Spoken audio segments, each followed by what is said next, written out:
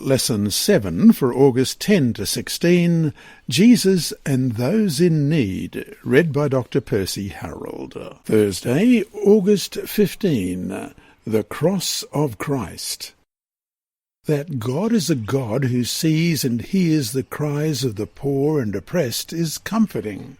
That God is a God who, in Jesus, has experienced and endured the worst of our world's inhumanity, oppression and injustice is astounding. Despite all the compassion and goodness Jesus demonstrated in his life and ministry, his death came as a result of hatred, jealousy and injustice. From Jesus' anguished prayers in the Garden of Gethsemane to his arrest, trials, torture, mocking, crucifixion and death, he endured a grueling ordeal of pain, cruelty, evil and oppressive power. All of this was exacerbated by the innocence, purity and goodness of the one who suffered it. As we read in Philippians 2:7-8, he made himself nothing by taking the very nature of a servant, being made in human likeness. And, being found in appearance as a man, he humbled himself by becoming obedient to death, even death on a cross. Through the lens of salvation's story, we see the beauty of Jesus' sacrifice for us, but we should not forget the brutality of the suffering and injustice he experienced.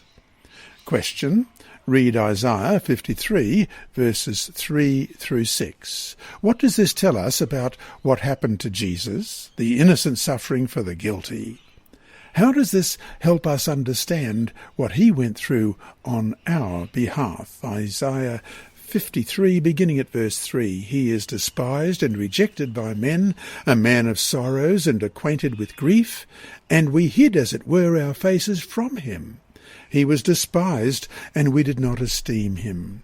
Surely he has borne our griefs and carried our sorrows, yet we esteemed him stricken, smitten by God, and afflicted.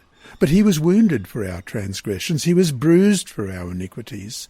The chastisement for our peace was upon him, and by his stripes we are healed. All we like sheep have gone astray. We have turned every one to his own way, and the Lord has laid on him the iniquity of us all.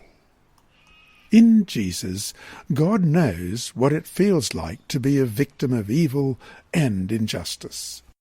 The execution of an innocent man is an outrage, the murder of God more so. God has so identified himself with us in our broken and fallen condition that we cannot doubt his empathy, compassion and faithfulness. For, as it says in Hebrews 4:15, we do not have a high priest, that's Jesus, who is unable to empathize with our weaknesses, but we have one who has been tempted in every way, just as we are, yet he did not sin. What a revelation of the character of God! How do we even begin to wrap our minds around the good news about God that the cross represents? And so to finish the day, in all that we do for the Lord, especially in reaching out to the needy, why must we always keep the death of Jesus as our substitute, not just for ourselves, but for those whom we help, at the centre of our mission and purpose? You have been listening to a reading of the Adult Sabbath School Bible Study Guide by Dr. Percy Harold from Queensland, Australia. This service is brought to you by Hope Channel, the Sabbath School Department and Christian Services for the Blind. Remember, God is always faithful.